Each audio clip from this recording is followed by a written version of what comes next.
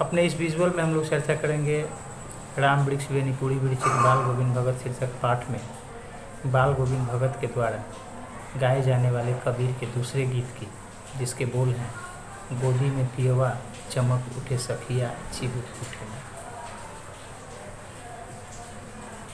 कबीरदास का एक दोहा आपने पढ़ा होगा वर्ग नवम में, प्रेमी ढूंढत मैं फिरों प्रेमी मिले न कोय, प्रेमी को प्रेमी मिले सब विष अमृत होय। यानी हमें जिसकी तलाश रहती है, हम जिसको शिद्दत से खोजते हैं, ढूंढते हैं, पाने का प्रयास करते हैं, यदि वह हमको मिल जाता है, हासिल हो जाता है, तो जीवन में शामिल जितनी कटुताएं होती हैं वो सब अमृत के समान हो जाती हैं।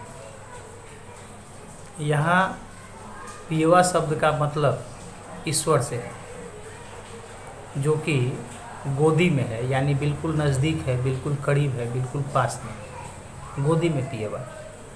और इसी ईश्वर की तलाश इंसान मक्का, मदीना, काबा, काशी या अन्य तीर्थ स्थलों पर करते रहता है, खोजता है, उसे पाने का प्रयास करता है। हम जिसे पाने के लिए दर बदर होते हैं, जिसे पाने के लिए भटकते रहते हैं, जिसको पाने की परम इच्छा हमारे मन में है, वह और जिसके लिए हम दर दर भटक रहे हैं, वह हमारे बिल्कुल नज़दीक है, वह हमारे बिल्कुल करीब है, गोदी में, बिल्कुल नज़दीक। गोदी में पियवा चमक उठे सखिया।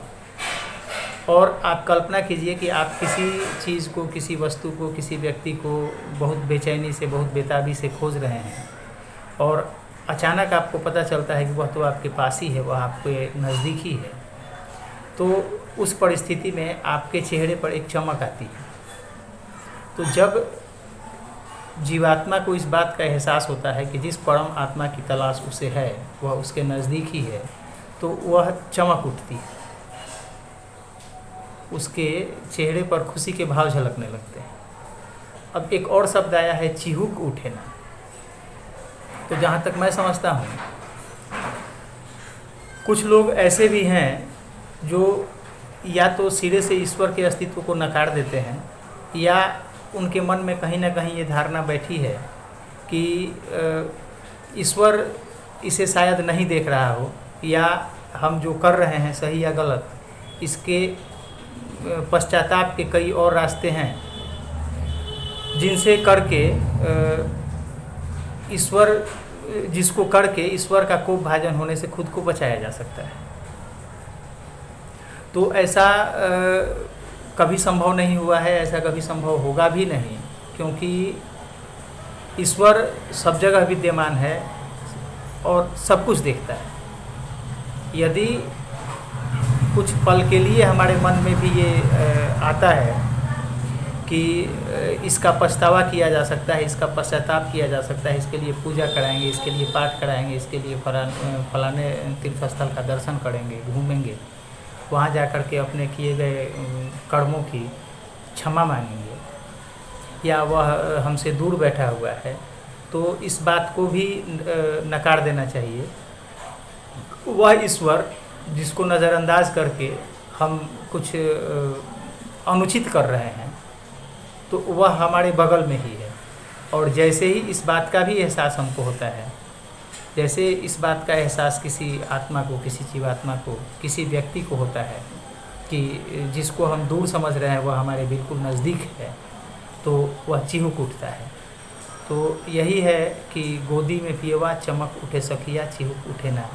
यानी हम जिसको अपने से दूर मानते हैं, जिसको खोजने के लिए भटकते हैं, जिसकी तलाश करते हैं, वह बिल्कुल हमारे गोदी में है, बिल्कुल हमारे नज़दीक है, बिल्कुल हमारे पास है, बिल्कुल हमारे करीब है। और उस ईश्वर, उस सर्वशक्तिमान ईश्वर की सर्वव्यापी सत्ता को हर इंसान को सहज रूप से स्वीकार करना ही चाहिए। तो ये कबीर के लिखे 2 गीत थे, जिसको एक एक करके हमने अपने दोनों विजुअल में आपको बताया, और अब अपने आगे के विजुअल में हम लोग बाल गोविंद भगत शीर्षक पाठ के प्रश्नों पर विस्तार से चर्चा करेंगे। धन्यवाद।